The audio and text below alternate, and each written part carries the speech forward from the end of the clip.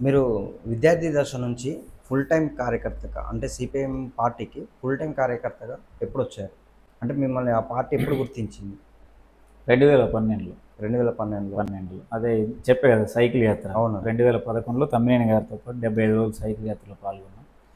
ఇక ఆ తర్వాతనే ఎంబీఏ కూడా వదిలేసాం మధ్యలో. వదిలేసి ఏదేమైనా కమ్యూనిస్ట్ ఉద్యమంలో పనిచేయాలి, ఈ సమాజ మార్పు కోసం అంకితభావంతో పనిచేసే పార్టీ సిపిఎం.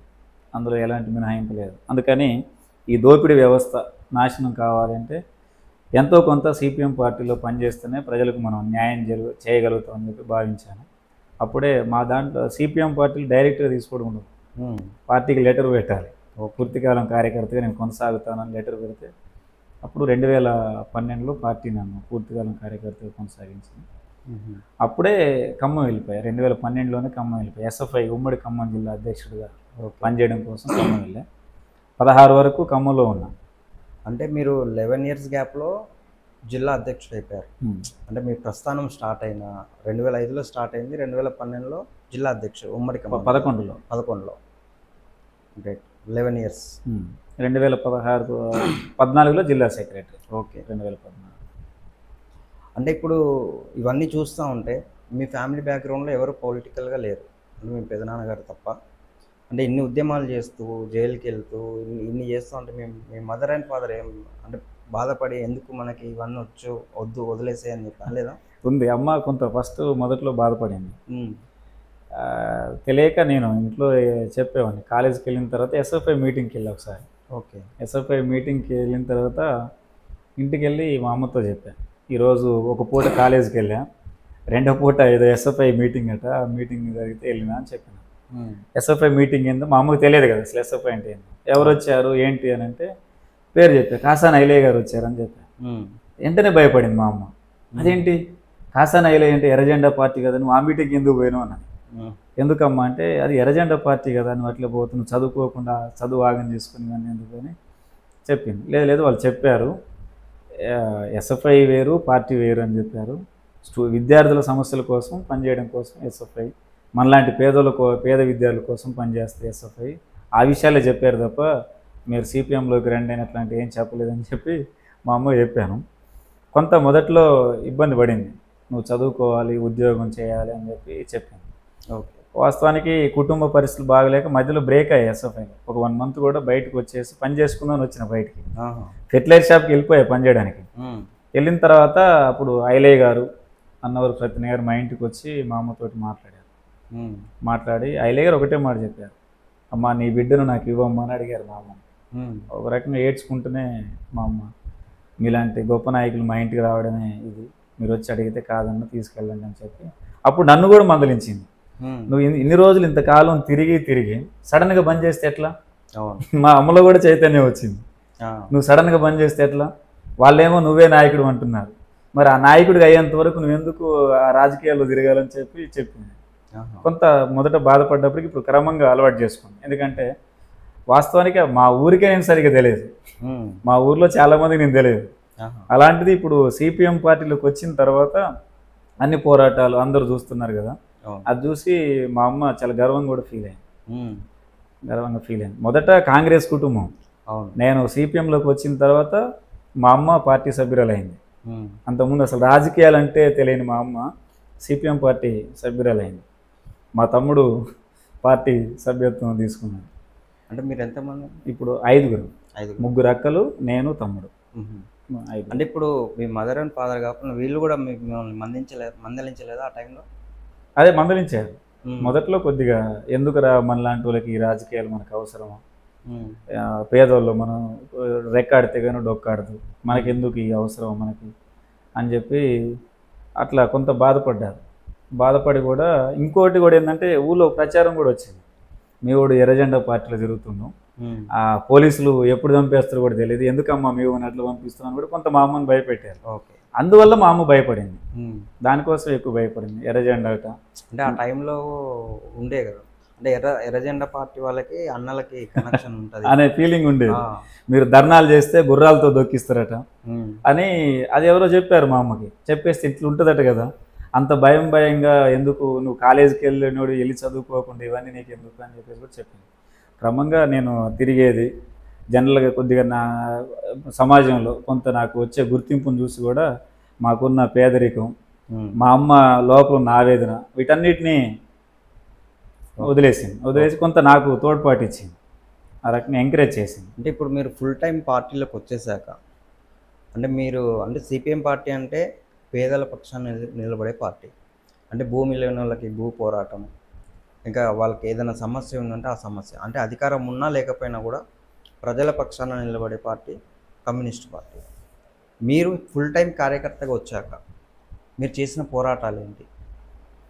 అంటే నేను ఎస్ఎఫ్ఐ అయిపోయిన తర్వాత సిపిఎంలోకి 2019లో వచ్చాను. ఓకే. 2019 అంటే 2018లో ఇక్కడ జిల్లా కమిటీ సభ్యుడిగా ఎన్నికయ్యారు. 2021లో కొత్తగూడెం టౌన్ పార్టీ కార్యదర్శిగా ఎన్నికయ్యాను. 2021లో ఇది రెండోసారి కార్యదర్శిగా చేయడం. ఈ కాలంలో కొన్ని భూ పోరాటాలు, గతంలో ఇక్కడ జరిగినటువంటి ఇళ్ల స్థలాల పోరాటంలో కూడా నేను పాల్గొన్నాను. ప్రత్యేకించి మనం చూసాం 2023లో ఎన్నికలకు ముందు నా హడావుడిగా డబుల్ బెడ్రూమ్స్ డ్రా తీశాను.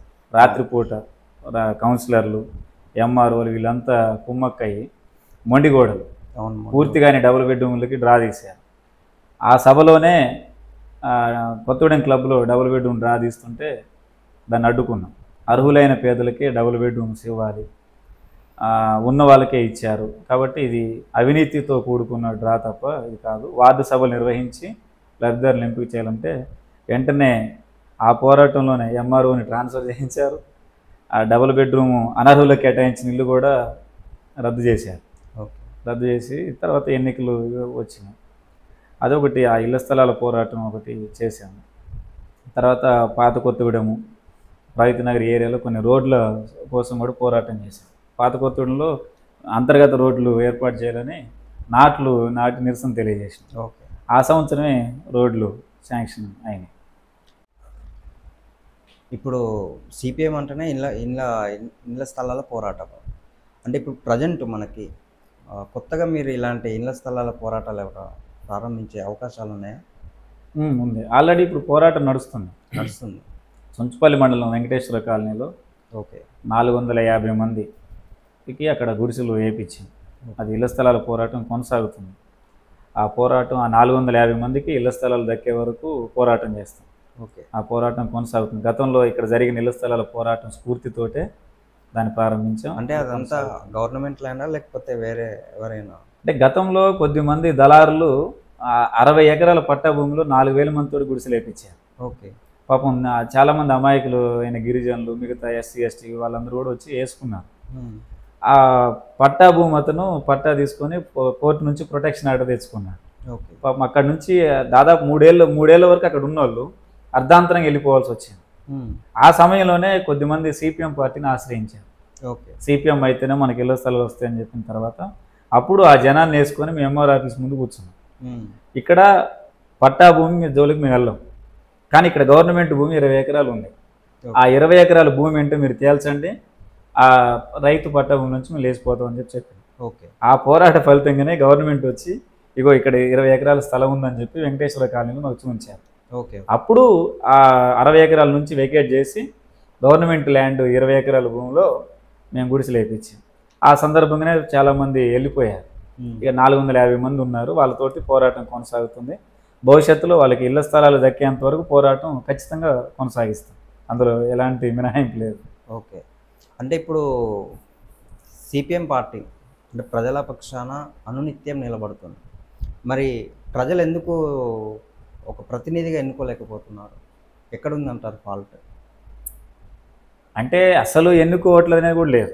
కొత్తగూడెంలో గతంలో 3 కౌన్సిలర్లు గెలిచారు. ఓకే. సరే, ఎమ్మెల్యేలు ఎంపీలు స్థాయి వరకు మనకు వెళ్ళట్లేదు. నేను మన కొత్తగూడెంలో గతంలో ఈ 3 కౌన్సిలర్లు గెలిచారు. క్రమంగా రాజకీయాల్లో డబ్బు ప్రభావం మరింత పెరిగిపోతుంది. ఓకే. పోరాటాల్లో ప్రజలు మా వైపు వస్తున్నారు. ఎన్నికలు వచ్చేసరికి వాళ్ళ బలహీనతను వల్ల కొద్దిగా ఆ డబ్బుకి ఇది అయిపోయి ఓటు అటు వేరే పార్టీలకి చేస్తున్నారు.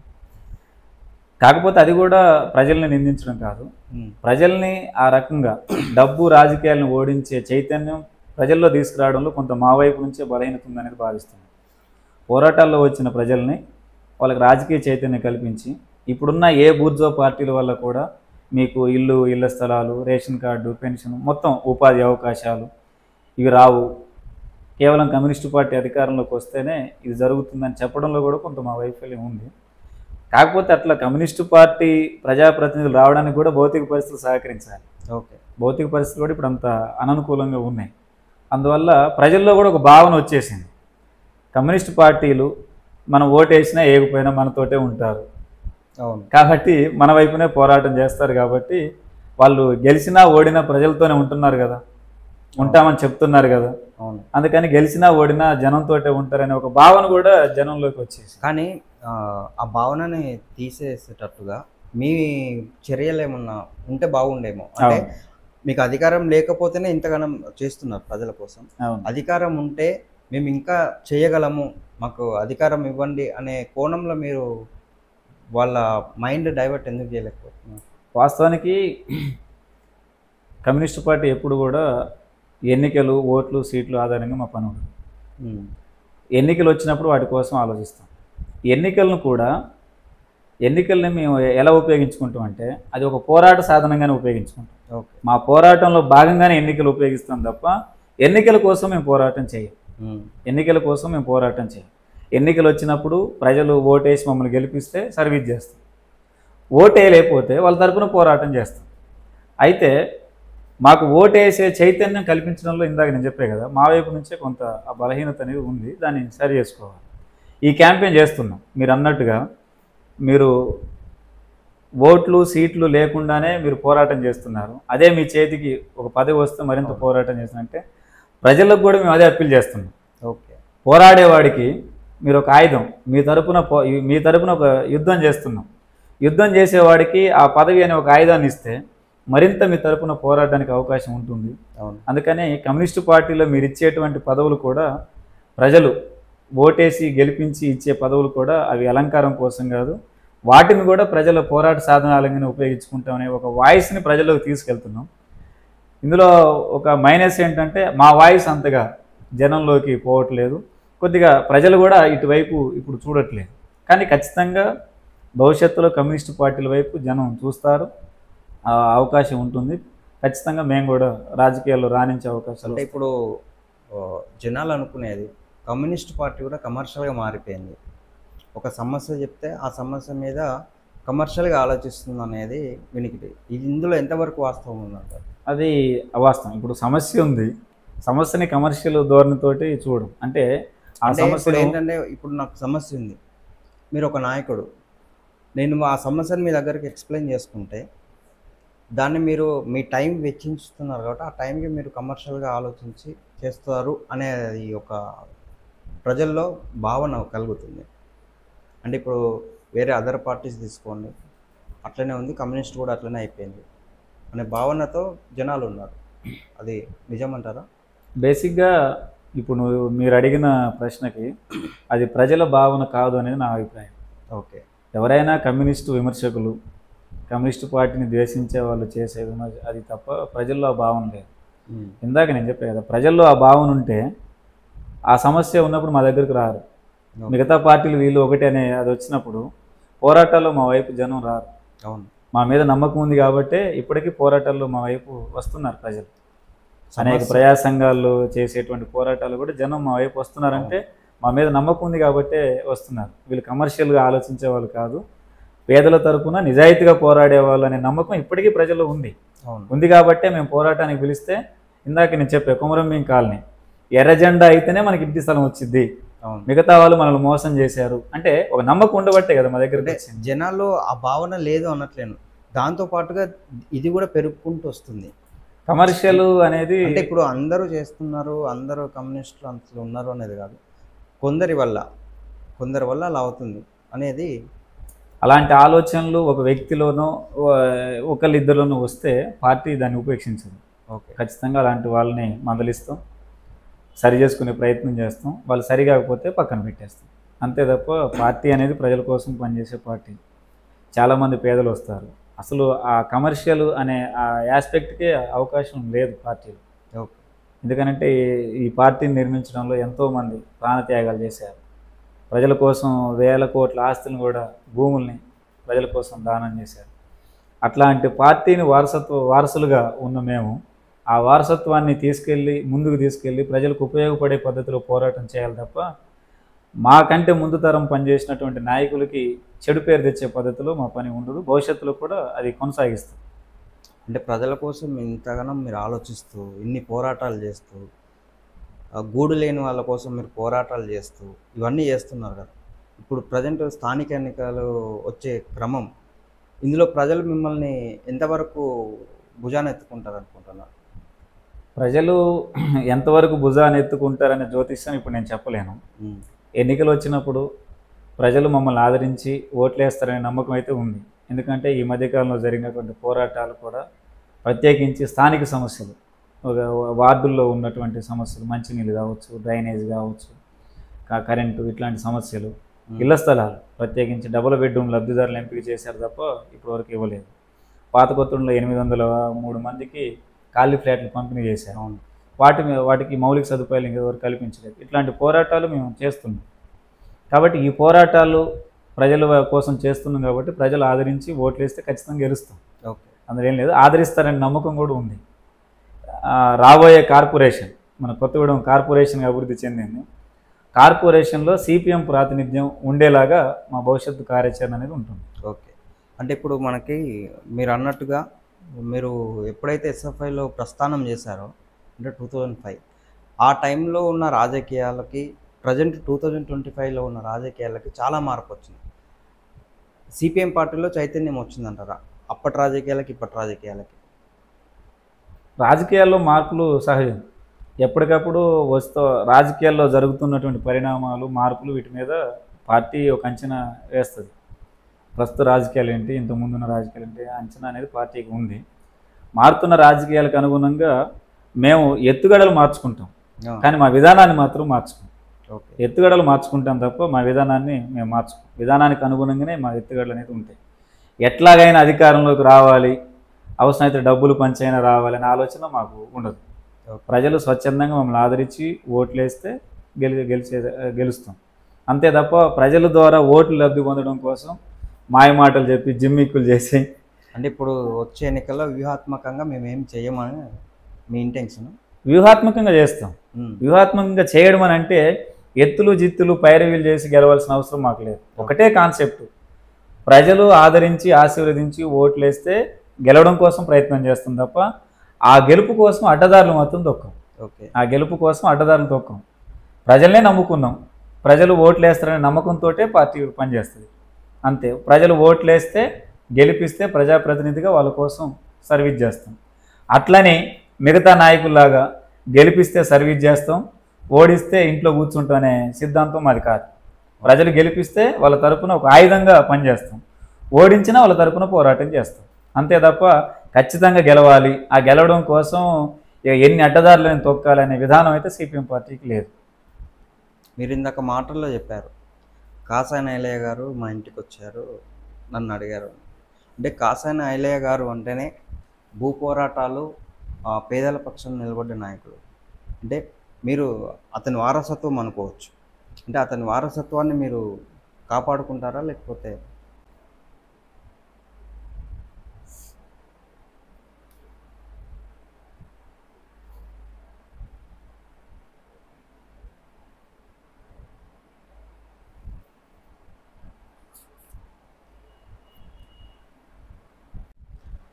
కాసాని ఐలయ్య గారి వారసత్వాన్ని మీరు నిలబెట్టుకోగలరా?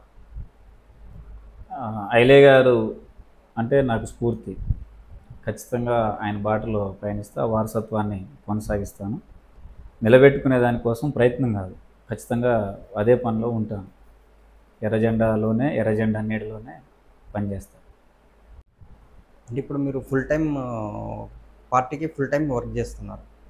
అంటే మీరు ప్రస్థానం స్టార్ట్ చేసినప్పటి నుంచి మీది పేద ఫ్యామిలీ అన్నారు, అంటే డాడీ అంటే కూలీ వర్కర్స్ అన్నారు, అంటే ఆర్థికంగా మీరు లేరు. అలాంటప్పుడు ఈ పార్టీని పట్టుకొని మీరు ఇంతవరకు ఎలా వచ్చారు?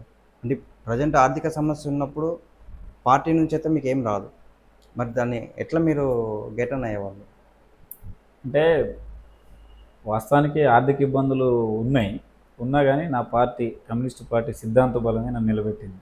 ఎందుకంటే ఎంతోమంది నాయకులు అనేక కష్టాలు, త్యాగాలు చేసి ఈ పార్టీని నిలబెట్టారు. చాలా ఇప్పుడు ఐలే గారే స్ఫూర్తి. మీరు చెప్పారు, కనీసం ఒక ఇల్లు తప్ప ఆయన ఏమీ సంపాదించుకోలేదు.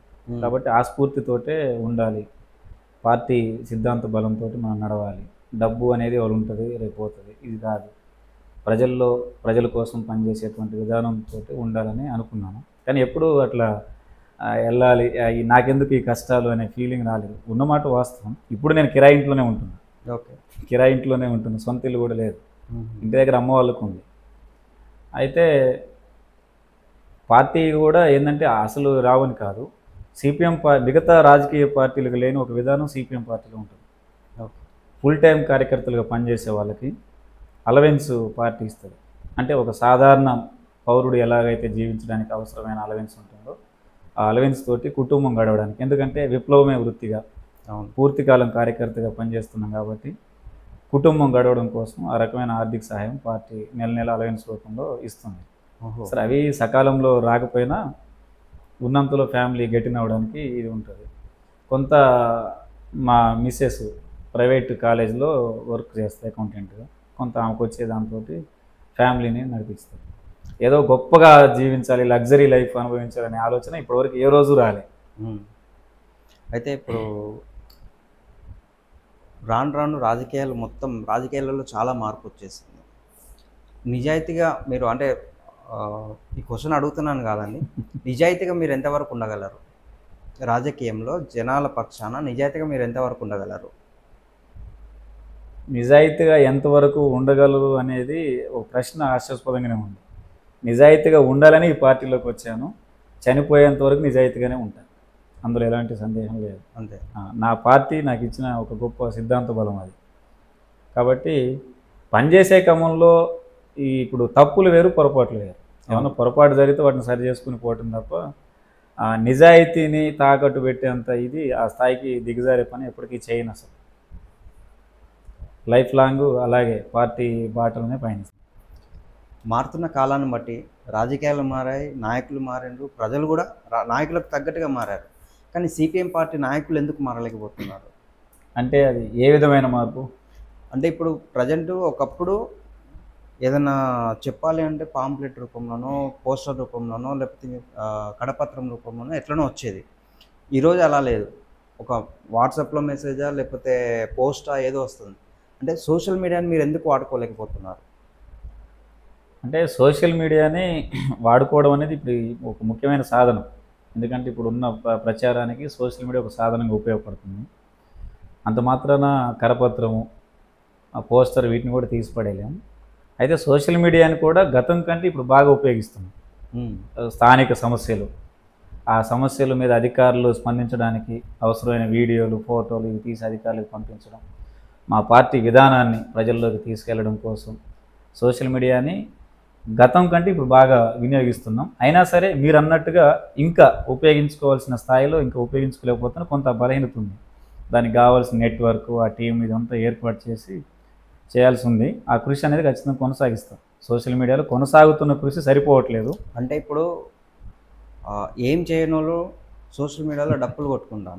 ప్రజల కోసం మీరు ఎంతగానం చేస్తున్నా కూడా మీరు ఎందుకు ముందుకు వెళ్ళలేకపోతున్నారు అనేది ఒక ఆలోచన. ఒకటే సింపుల్ తేడా, వాళ్ళు ప్రచార ఆర్భాటం కోరుకుంటున్నారు, మేము ప్రజల్లో మార్పు రావాలని మేము కోరుకుంటున్నాం.